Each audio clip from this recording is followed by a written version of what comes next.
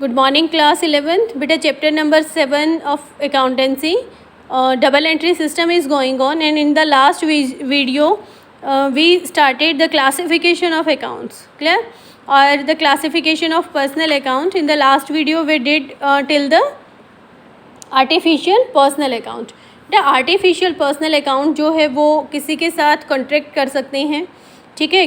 कोई उनके ऊपर केस शूट कर सकता है, वो किसी एम्प्लॉय पे केस कर सकते हैं, वो कॉन्ट्रैक्ट कर सकते हैं, ठीक है. उन्हें अपने नाम से बैंक में अकाउंट खोलने का अधिकार होता है, तो इसलिए वो किस तरीके से वर्क करते हैं, एक as a person, human being की तरह.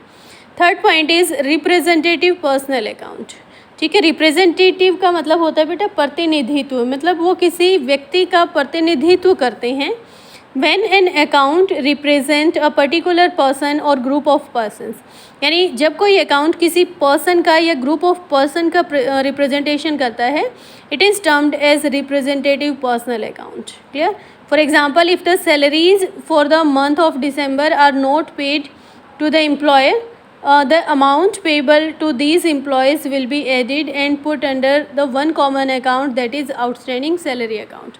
मान लो एम्प्लॉयज़ को कुछ सैलरी पे नहीं की गई है, ठीक है, तो उन सभी को अलग अलग ना शो करके बल्कि एक ही अकाउंट ओपन किया जाता है, that is outstanding salary account. Clear? तो जो आउटस्टैंडिंग सैलरी अकाउंट है वो उस ग्रुप को रिप्रेजेंट करता है जिनकी सैलरी अभी तक पे नहीं की गई है. क्लियर? तो ये कौन से अकाउंट होता है? Representative personal account.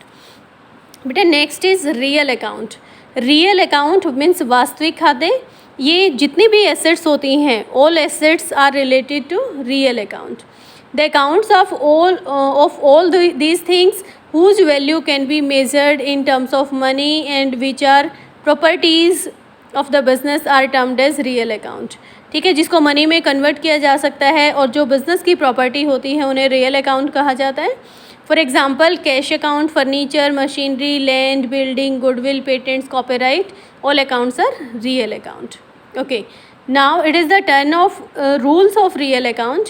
Real account rule is debit what comes in and credit what goes out. Means जो भी बिजनेस में आता है that should be debit and which goes out from the business that should be credited. Clear?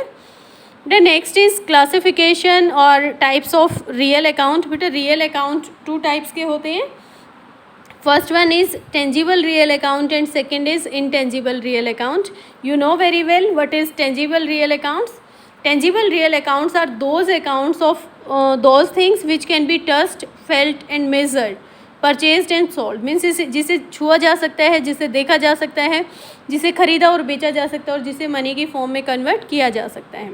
Examples of such accounts are cash accounts, stock accounts, furniture accounts, land, building, जिसे देख सकते हैं, छू सकते हैं. क्लियर? नेक्स्ट आता है intangible real account. बेटा जिसे देखा नहीं जा सकता, छुआ नहीं जा सकता, जिसकी मेजरमेंट की जा सकती है मनी में. क्लियर? बट उसकी फिजिकल एग्जिस्टेंस नहीं होती है. तो goodwill, patents, trademark, copyright, all accounts are intangible accounts. Next one is nominal account. Nominal means नाम मात्र के खाते जो एक्चुअल में नहीं होते हैं. These accounts includes the accounts of all expenses and incomes.